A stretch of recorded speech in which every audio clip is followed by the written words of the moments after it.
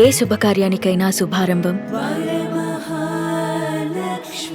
నమస్తే, నేను విజయ్. మనతో పాటు లైవ్ కాల్లో ఉన్నారు సీనియర్ జర్నలిస్ట్ విక్రమ్ గారు.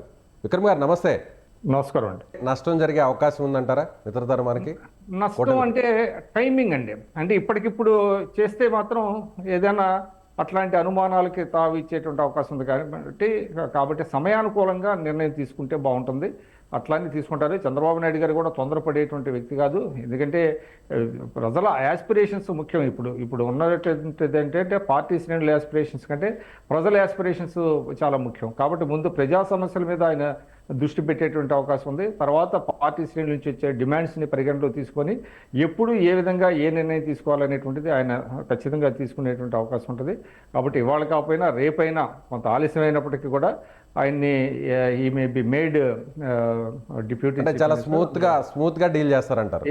ఇప్పటికెప్పుడే నిర్ణయం తీసుకోరు, కానీ ఖచ్చితంగా మీరు బాగా చెప్పారు. అది స్మూత్ గా డీల్ చేస్తారు. ఎందుకంటే ఒక నిర్ణయం తీసుకున్నప్పుడు అండి ఆ నిర్ణయం పార్టీకి ఉపయోగపడాలి, రాష్ట్రానికి ఉపయోగపడాలి. అంతే తప్ప పార్టీకి నష్టం చేయకూడదు, రాష్ట్రానికి నష్టం చేయకూడదు. కాబట్టి అది రాజకీయ నీతిజ్ఞులు చేసేటువంటిది. అంత హడావుడిగా ఇప్పటికిప్పుడు తీసుకొని లేనిపోని ఇబ్బందులు పడేటువంటి అవకాశం ఆయన క్రియేట్ చేస్తారని నేనైతే అనుకోవట్లేదు. పవన్ కళ్యాణ్ గారు ఎలా రెస్పాన్స్ అవుతారు అనుకుంటున్నారు? పవన్ కళ్యాణ్ గారు రెస్పాన్స్ అవడానికి ఏముందంటే, ఇప్పుడు it is the prerogative of the chief minister అండి.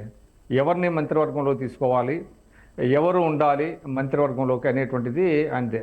ఇంకోటి ఏంటంటే పవన్ కళ్యాణ్ గారు అంత సంకుచితంగా ఆలోచిస్తారని నేనైతే అనుకున్నాను. అంటే ఇంకొకరిని ఎవరన్నా డిప్యూటీ చీఫ్ మినిస్టర్ని చేస్తే తన స్థాయి ఏదో తగ్గిపోయింది, తనకేదో పోటీ అని ఆలోచించేంత సంకుచితత్వం ఆయనలో లేదు. ఇంకోటి కూడా నేను ఈ సందర్భంగా చెప్పదలుచుకున్నాను. చంద్రబాబు నాయుడు గారు లోకేష్ గారిని డిప్యూటీ సీఎం చేస్తే ఇంకొక బలహీన వర్గాల నుంచి కూడా మరొకరిని కూడా తీసుకునేటువంటి అవకాశం కూడా ఉందండి. ఎందుకంటే సామాజిక సమతుల్యత కూడా చూడాల్సినటువంటి అవసరం ఉంది.